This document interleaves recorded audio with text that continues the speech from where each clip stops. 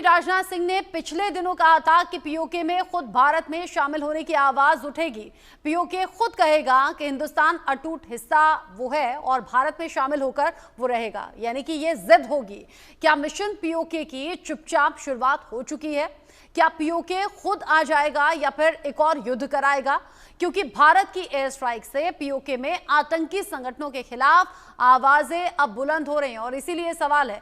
खबर है कि पीओके की सरकार ने 66 आतंकी संगठनों की लिस्ट जारी की है, जिसमें बकरीद पर इन आतंकी संगठनों को पैसे या फिर पशु देने पर पूरी तरह से रोक लगाई गई है। इसमें हाफिज सईद और मसूद अजहर के आतंकी संगठनों के नाम भी शामिल हैं। और आज इसी बात पर हम बात करेंगे कि पीओके की जनता पाकिस्तान के क्रूर शासन से खफा कैसे है, ये खफा होने का जो लिमिट है वो कहां तक पहुंचा और कैसे पीओके में आतंकी अड्डों को अब चंदा मिलना भी मुश्किल लग रहा है, क्योंकि वहां एक डर बैठ गया है कि अगर अब आतंकी अड्डों को पाला पोसा तो भारत फिर कहीं हमला ना कर दे। रिपोर्ट देखिए।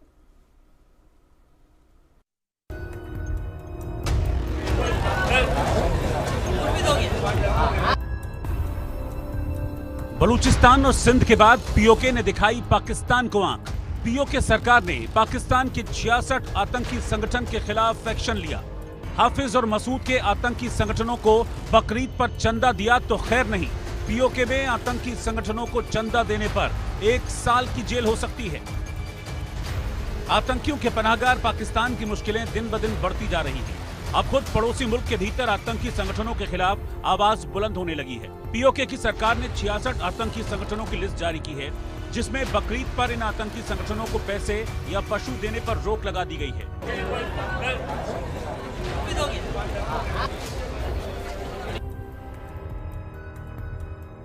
आतंकी संगठन जैश-ए मोहम्मद और लश्कर-ए-तैयबा इस लिस्ट में शामिल हैं।